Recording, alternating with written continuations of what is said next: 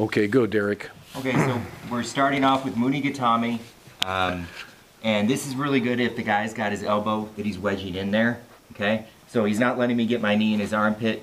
So I'm gonna sit through the Kesa and then take it one step further. As soon as that foot comes through, I catch his head, right? So as soon as I get that head, I can pull up to my chest and step over.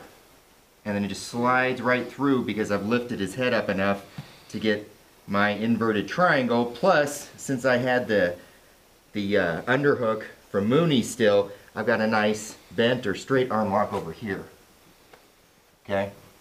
So I can either hold him down and mess with his arms, or I can hold this arm and get the triangle. And the nice thing about this guy is, you know, Derrick can, you know, like work the bottom man TJ into this. He can like let him think he's getting out, like let him have that arm to wedge in there. So maybe lose, you know, have it purposely do it a little loose. So there you go. And he's thinking, oh boy, I can push up on that hip to start my escape from a side position. Sit through, you stick him back in that good pin, come over, look at that head. That's where you loop over and catch it. And it's not easy, but it's a natural progression to that loop, that kicking over that head.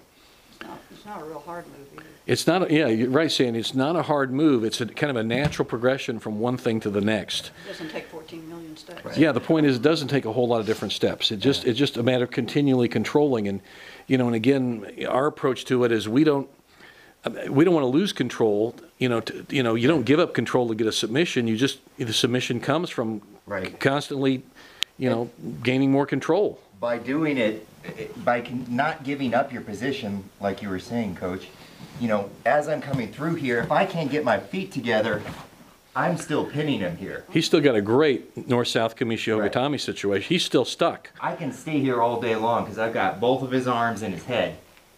All right, I'm going to sit here and wait. And eventually I'll get this arm, or I'll be able to shift my feet and get the triangle.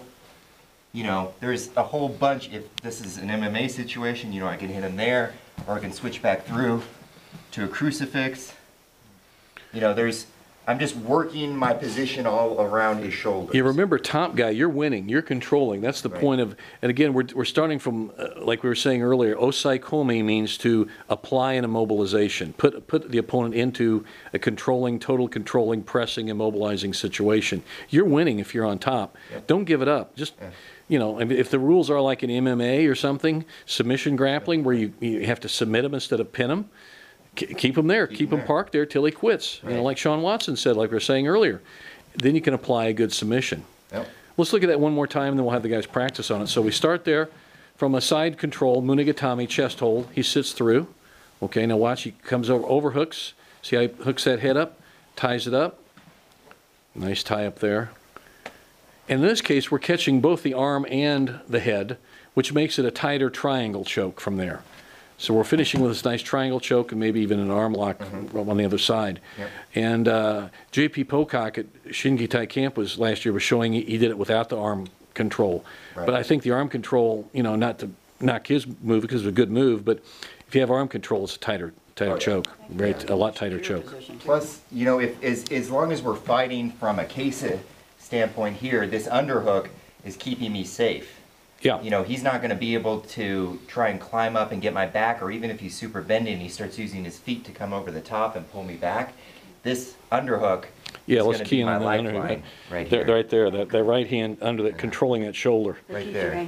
As opposed to right here, he can still wiggle his way around and get my leg on the back. I can finish it from here pretty simply, pull his head up. Yeah. Come through. And that underhook is something that John Saylor likes. He likes to give up that head and catch that underhook with the right hand there, because he says he has so much more control. Oh yeah. Yeah. I mean, there's, even if I'm just doing this is a pretty good. Yeah, you've caught him. You stuck him. Right. Pin. Yeah. Plus, I can start working other things. Go right into the arm lock. And if this doesn't work, if I've got this controlled, I can post, and again step a little bit wider and come right back to it. Yeah.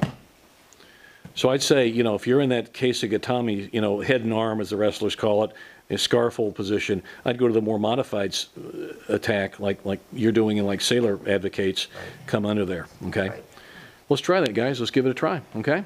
So it's from a side position to Kesa Gatame to nice triangle to let him have it maybe with a bent arm lock or straight arm lock.